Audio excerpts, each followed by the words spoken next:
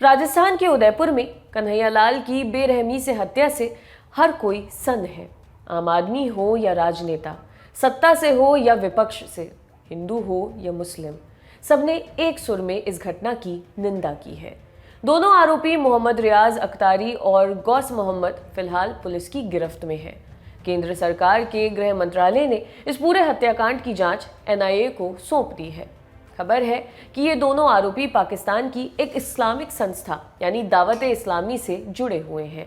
अब एनआईए इस हत्याकांड, दोनों आरोपियों का दावत-ए-इस्लामी से कनेक्शन और इस हत्याकांड में दावत-ए-इस्लामी के रोल भी जांच करेगी।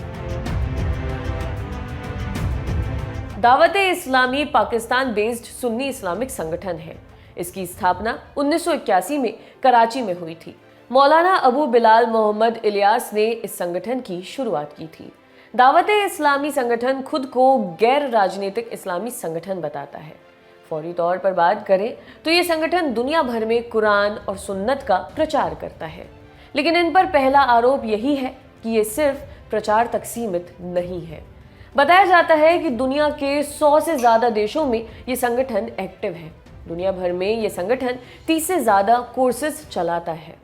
उदयपुर हत्याकांड में बताया जा रहा है कि दोनों आरोपी इसी संस्था के ऑनलाइन कोर्स से जुड़े हुए थे। इनकी वेबसाइट देखने पर पता चलता है कि यहाँ 2 तरह के कोर्सेज चलाए जाते हैं, लड़कों के लिए अलग, लड़कियों के लिए अलग। दावत-ए-इस्लामी अपनी विचारधारा का प्रचार करने के लिए मदनी नाम का एक टीवी चैनल चलाता है। इसमें उर्दू के साथ साथ अंग्रेजी और बांग्ला में भी कार्यक्रमों का प्रसारण किया जाता है। संगठन के सदस्य आमतौर पर हरी पगड़ी पहनते हैं, कुछ सदस्य सफेद पगड़ी भी पहन लेते हैं। बताया जाता है कि दावत-ए-इस्लामी के 2 महत्वपूर्ण काम हैं, मदनी काफिला और नेक अमल है। तबलीगी जमात की तरह दावत-ए-इस्लामी के सदस्य इस्लाम और पैगंबर के संदेश का प्रसार करने के लिए खास दिनों में यात्रा करते हैं। पैगंबर के जन्मदिन के दिन संगठन मुस्लिम बहुल इलाकों में जुलूस भी निकालता है। 1989 में पाकिस्तान से उलेमा का एक प्रतिनिधिमंडल भारत आया था। बातचीत के बाद भारत में दावत-ए-इस्लामी की स्थापना की गई, जिसका मुख्यालय दिल्ली और मुंबई बना। सईद आरिफ अली अटारी भारत में संगठन के नेता के तौर पर काम कर रहे हैं। हालांकि यहाँ दावत-ए-इस्लामी पर कई तरह के आरोप लगते हैं। सबसे पहला आरोप धर्मांतरण और दूसरा कट्टरता फैलाने का। भारत में सबसे पहले दावत-ए-इस्लामी का नाम कुछ समय पहले चर्चा में आया था। साल 2021 के दिसंबर महीने में हैदराबाद में संगठन ने 2 दिवसीय कार्यक्रम रखा, लेकिन इनके कार्यक्रम के खिलाफ मुस्लिम संगठनों ने ही मोर्चा खोल दिया। इन मुस्लिम संगठनों ने कहा कि दावत-ए-इस्लामी धार्मिक वैमनस्य को बढ़ावा देता है। कहा गया कि अगर इनका कार्यक्रम होता है तो कानून व्यवस्था बिगड़ सकती है। द हिंदू की खबर के मुताबिक AIUMB के अध्यक्ष सैयद आले मुस्तफ़ा कादरी ने कहा था, ये संगठन पाकिस्तान में स्थित है और सांप्रदायिक समस्याओं के लिए जिम्मेदार है। ये महत्वपूर्ण है कि शहर में शांतिपूर्ण माहौल बना रहे, इसलिए हम मांग कर रहे हैं कि उन्हें कार्यक्रम आयोजित करने की इजाजत न दी जाए।